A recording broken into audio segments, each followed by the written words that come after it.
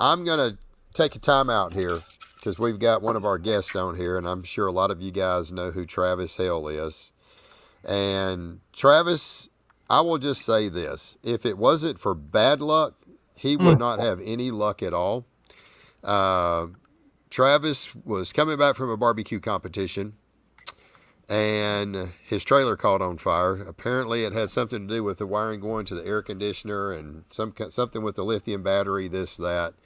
And he lost everything that he has. So somebody went in and put up a GoFundMe page. The insurance company will not pay anything on his trailer, his equipment, or anything, even though it was attached to his truck.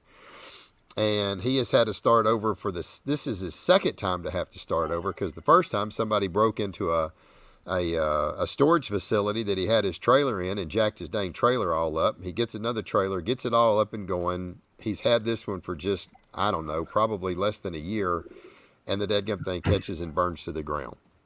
So guys, look, we're all barbecue family.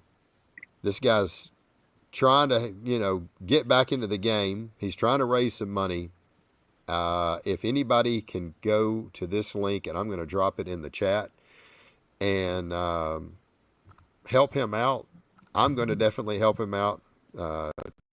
Travis, I'm going to send you $300, buddy, and see if that'll at least be. It's a small amount, but every bit helps. So I just dropped the link in the chat, and let's see if we can blow up his account and see if we can help raise him some money, because that is, man, I would hate to know that I just lost everything I have and I want to go cook. He was already signed up to go to the American Royal, and they were at least gracious enough, after I guess he maybe showed the picture, said everything burnt to the ground, that they gave him his money back and didn't charge him a fee or anything.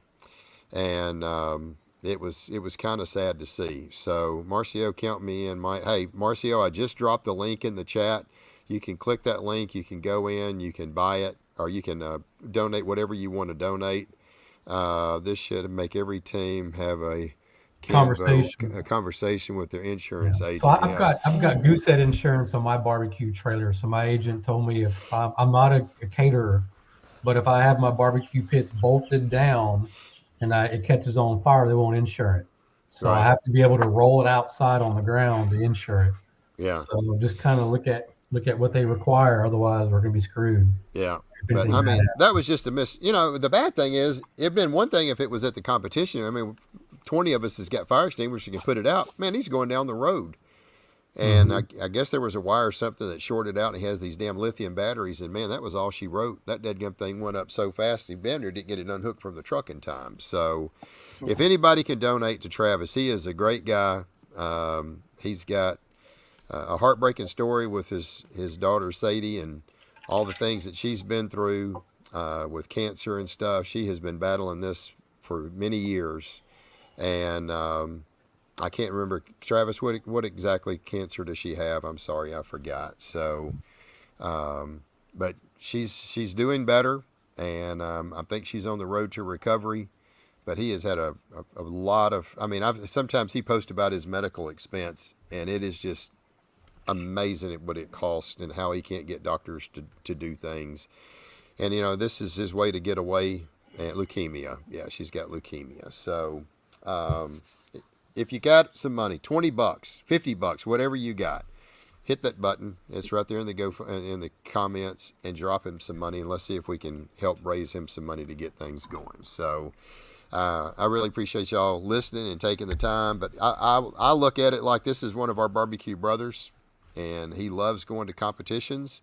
And man, it just, right when you get in your groove and you got things rolling your way, something like this happens. So, he's going to come out to Cooking for Cowboy on November 15th. I got him all set up. I got his drums and everything he asked for. I've got him all ready to go. So he's still going to make the trip down, and we're going to get him hooked up and in a place to cook. Yep. Oh, yeah, and that's another thing, Mark. He took his truck into the dealership to get fixed. They couldn't find his truck. They looked for, I don't know, 2 or 3 days before they finally found it. It got shipped off to another dealership. He's like, where the heck's my truck at? Man, he's getting livid. Not only did he lose his trailer, but he takes his truck into the dealership to go get fixed. They lost his truck. They couldn't, like, what do you mean you lost my truck? like I'm telling you, man, if it wasn't for bad luck, Travis would not have any luck at all. So it's just, Crazy. it's crazy. So, but they found his truck. So anyway, Unbelievable. all right. So there's the link in the chat. It's under Barbie. It's right there. GoFundMe. It's, you click the link, it'll take you to it. Go hit him up. Well, Travis, Mike, that's a hard segue to go into Mission 0 hours. You know, I don't even really want to follow that too much with Sean on here, but can we talk real quickly about Mission 0 hours? Absolutely. Let's talk a little bit about that. Sean, if you can introduce yourself and talk about Mission 0 hours. Absolutely. So I'm an Army vet and Sterling, Lee, Navy, and a Coast Guard veteran. And I got into competition barbecue in 2008. Accidentally saw a flyer for a barbecue contest, went as a spectator.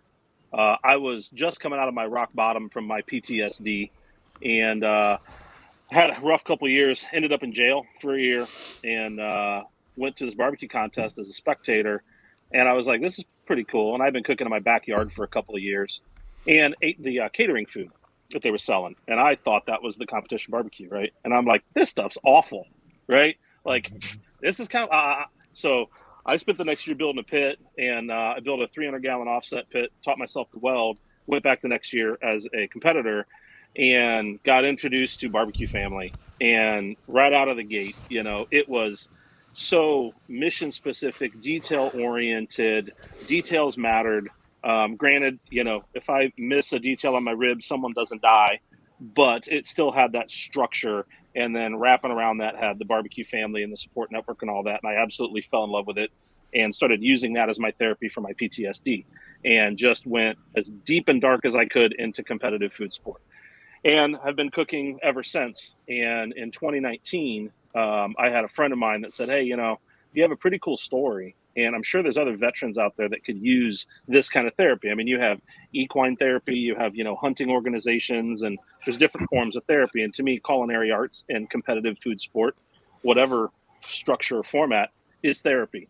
And it's a community. And so I started a charity in 2019, a 501c3, and we take veterans and we embed them into a culinary mission. And whether it's KCBS or SCA or World Food Championships, whatever it is, they get to go and do a culinary mission. So we've been doing this since 2019, and we had an opportunity this year to partner with World Food Championships. And Mike McLeod and his team over there are outstanding. They support the veterans and veterans organizations, and reached out to us to do one of our programs, which is the Battle of the Branches. And we are taking 37 veterans down to Indianapolis, and each of them is assigned, well, they're cooking for their branch of service. It's veterans and active duty. And on Monday, on Military Monday, on Veterans Day in Indianapolis, they go head-to-head in their kitchen arena. So we start with 2 teams for each branch in the preliminary round with the taco battle. So they have 50 minutes in the kitchen arena and these are, some of them are competition cooks, some of them are home cooks, some of them have never cooked before, and they meet their team live Sunday, and then they have a little mission briefing. We give them a $50 gift card for them to go shopping and get their ingredients. They get to shop from the World Food Championships pantry and build their recipe card and all of that. And we assign them a coach, and we have 10 amazing coaches coming down this year, from veterans to restaurateurs to executive chefs, the veterans and are going to cook, and the coaches coach them, but the coaches can't touch anything. They can only coach verbally. And if they touch anything, they get put in the penalty box for 5 minutes. And we'll talk about that in a second. And, been there. Yeah, been there. And so we run the preliminary round. They have 50 minutes. They turn in silver platter, a la World Foods, for blind judging. The chalk, so there's an alpha team and a bravo team within each branch. The chalk with the highest score advances that afternoon to the final round, which is the MRE challenge. And we provide them MREs, and they draw MREs, and they have to take the MREs, combine them with other ingredients to make, you know, military food edible. Wow. And they have 50 minutes for that. That same rules apply. Coaches can't touch. And then at the end of it, we're going to have awards Monday night. We're going to present colors. We're going to, respect our veterans and our service members that are out there on a pretty big culinary stage. And it's an awesome experience for us, not only to be able to do these kinds of things. And we're a volunteer organization. We're very small. There's maybe 4 people that work on this as much as we can. And I put about 1,000 hours into this organization a year voluntarily. We have $0 in payroll, 0, right? We have over a 90% pass-through rating on GuideStar. You can go check us out. That means 90 cents, more than 90 cents of every dollar we raise goes into these programs to pay for veterans travel and buy things like that. The rest of the money goes to the lawyers and the CPAs. That's who gets the rest of it. Wow. And we're going to have an amazing day doing that. And if you want to, they're fundraising going on. So the teams that raise the most money get a competitive advantage. So Okay. in the preliminary round, whoever raises the most money per chalk, their coaches get to allowed to go hands-on for 5 minutes. Sterling, you could have used that one.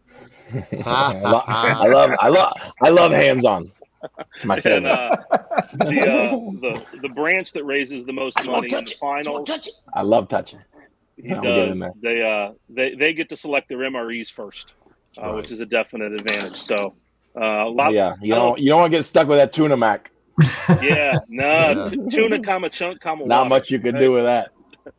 So, Get it for the win, man. Lee doesn't know what MREs are. He had like steak and lobster in the Coast Guard. Yeah, we have personal chefs They in Coast had Guard. real plates. They had like Fresh actual seafood. real plates. Yeah. Circle ones. Seafood out there.